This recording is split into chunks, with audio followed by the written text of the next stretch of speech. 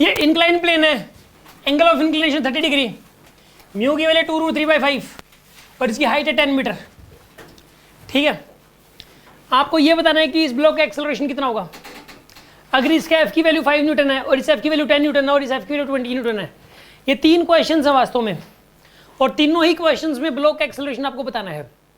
ये 3 क्वेश्चंस हैं, एक क्वेश्चन में एफ की वैल्यू लेनी है 5 न्यूटन, दूसरे में एफ की वैल्यू लेनी है 10 न्यूटन और तीसरे वाले में एफ की वैल्यू लेनी है 20 न्यूटन।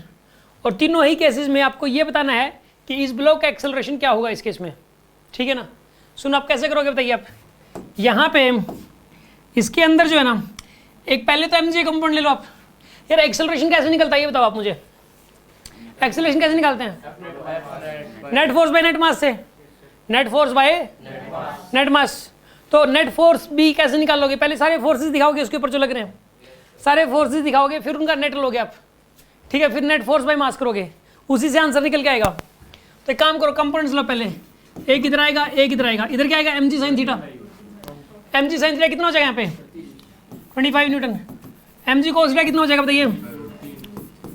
25√3 आएगा आपके पास। mg cos थीटा कितना आएगा इस केस के अंदर? 25√3। और नॉर्मल डायरेक्शन इधर आएगा n, नॉर्मल डायरेक्शन n आएगा। एक इसके ऊपर f भी लग रहा है इधर से। ठीक है, f कितना लग रहा है अभी? 5 न्यूटन। ये नॉर्मल डायरेक्शन इस 25√3 को बैलेंस कर लेगा। समझ में आ रही है बात आपको? अब बताइए इस पे नेट फोर्स कितना लगेगा? नेट फोर्स लगेगा इसके ऊपर 30 न्यूटन। नेट फोर्स लगेगा इसके ऊपर 30 न्यूटन। समझ में आ रही बात आपको? एक्सेलरेशन कितना आएगा बताइए इसका?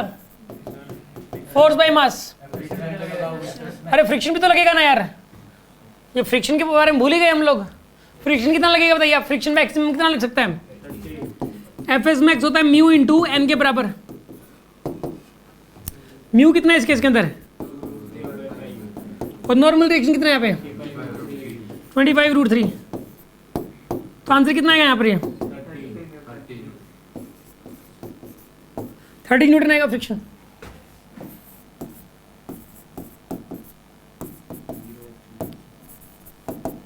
फ्रिक्शन आएगा 30 न्यूटन। तो इधर आएगा 30, इधर भी 30। नेट फोर्स क्या हो जाएगा इस पे? तो net force 0 divide by m। Acceleration कितना आएगा इसके अंदर? 0 आएगा एक्सेलरेशन। ठीक है ना। तो आंसर आएगा 0।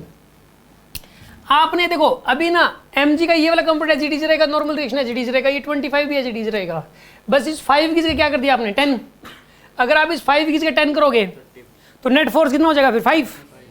नेट फोर्स तो 5 हो जाएगा, क्योंकि इधर हो जाएगा 35, इधर हो गया 30, तो नेट फोर्स 5। तो 5/5 एक्सेलरेशन कितना आएगा? 1 का एक्सेलरेशन 1 आ जाएगा। और अगर इसी क्वेश्चन में 20 कर देते हो आप, 20, तो नेट फोर्स कितना आ जाएगा? 15 आएगा नेट फोर्स। तो 15/5 करो, एक्सेलरेशन कितना आएगा इसमें? एक्सेलरेशन 3 आ जाएगा। अरे बात समझ में आएगी नहीं आई आपको? कोई डाउट है किसी के मन में? हाँ जी, कोई शक किसी को इसमें?